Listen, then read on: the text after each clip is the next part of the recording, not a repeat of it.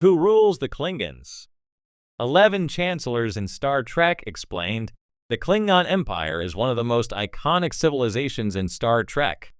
With its emphasis on honor, glory in battle, and political intrigue, Klingon culture has fascinated fans for decades. At the heart of that civilization lies the office of the Chancellor of the High Council, a position that wields immense power and yet is constantly under threat from rivals, assassins, and shifting alliances.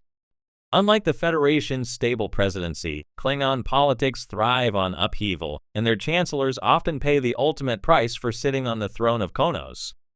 Across the various Star Trek series and films, we've met several Klingon leaders who shaped the destiny of their empire. Some ruled with cunning, others with brute force, and a few with surprising restraint.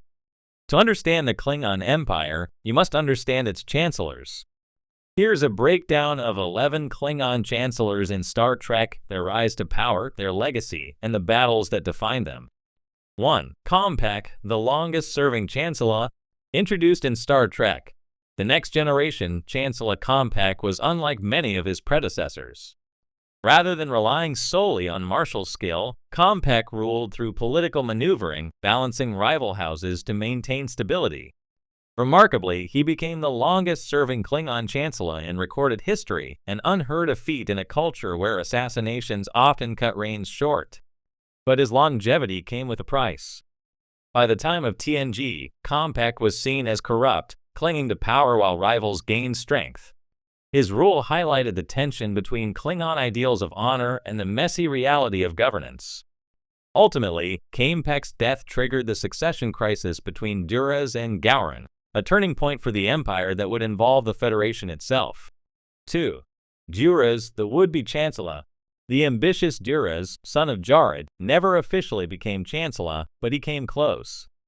Backed by a powerful house and allied secretly with the Romulans, Duras challenged for the title after Kompek's death. His rise was blocked not by politics, but by personal honor. His family carried the shame of betraying the Klingons at Khitomer. In one of TNG's most shocking moments, Duras was slain in ritual combat by Worf, who avenged his mate Keller. Though he never ruled, Duras's ambition and treachery cast a long shadow, with his sisters, the infamous Duras sisters, Lursa and Bader, continuing his schemes long after his death. 3. Gowron, the unblinking Chancellor.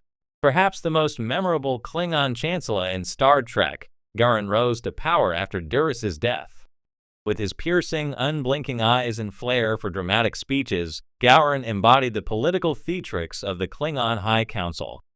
His reign was marked by major upheavals. He fought off the Romulan-backed Duras faction.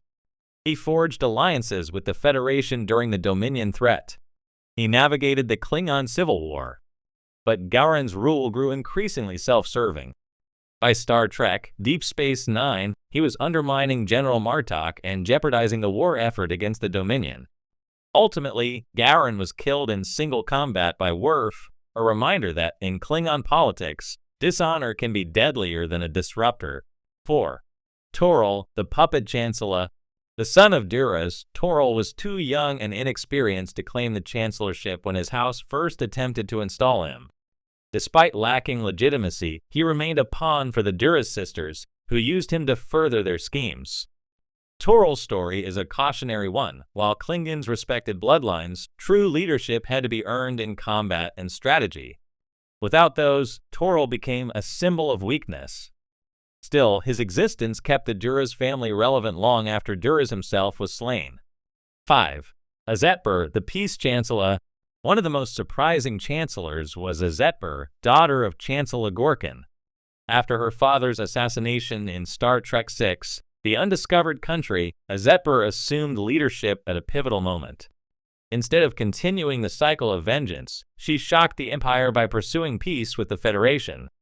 Azetbur presided over the signing of the Khitomer Accords, which ended decades of hostility and paved the way for the Klingon-Federation alliance that would dominate the 24th century.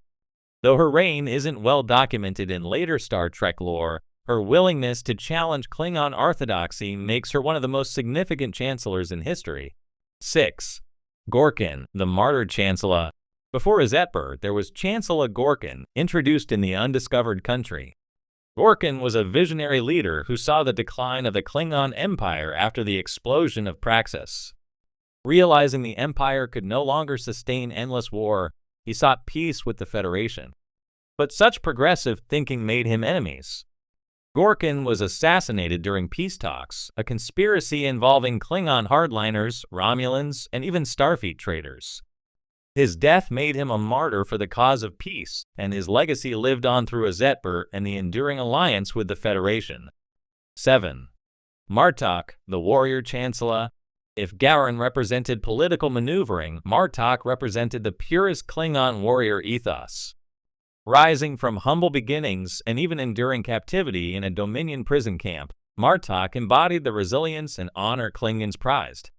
When Worf slew Gowron, he passed the title of Chancellor to Martok, who accepted reluctantly. Martok's rule marked a shift from corrupt politics to genuine honor-based leadership. Under him, the Klingons fought bravely in the Dominion War, securing victory alongside the Federation and Romulans. Martok remains one of the most respected Klingon leaders ever depicted, a warrior Chancellor whose strength came from humility and experience rather than ambition. L'Orell, the mother of the Klingon nation. In Star Trek Discovery, viewers were introduced to L'Orell, a Klingon from the House of D'Kuvma who rose from relative obscurity to become Chancellor after the Federation-Klingon War. Unlike many of her predecessors, L'Orell ruled during the 23rd century, about a century before Compaq. L'Orell's reign was marked by an attempt to unify the fractured houses and impose stability after years of bloody conflict. She styled herself as the mother of the Klingon nation, ruling with both cunning and charisma. Though not always accepted by every house, L'Orell set the foundation for the empire that would later rise to prominence in the 24th century. 9. Kol, the militarist. Another key figure from Discovery was Kol of Housecore, a brutal warlord who sought to dominate the empire through sheer military might. While never officially crowned Chancellor, Kol's attempt to consolidate power made him a major player in Klingon politics. Kol's death in battle against the Federation left a power vacuum that ultimately allowed L'Orell to ascend. He may not have ruled long, but Kol represented the faction of Klingons who believed unification could only come through conquest, a recurring theme in Klingon leadership struggles. 10. Mrek, the Forgotten Chancellor. One of the lesser-known chancellors mentioned in expanded Star Trek lore is Mrek, whose rule occurred during a relatively quiet period in Klingon history. While not heavily featured on screen, references to leaders like Mrek remind us that Klingon politics were not always defined by open warfare. Some chancellors reigned during stretches of uneasy peace, balancing the needs of their houses without launching major conflicts.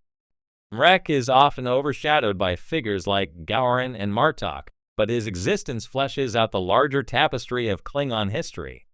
11. Untok,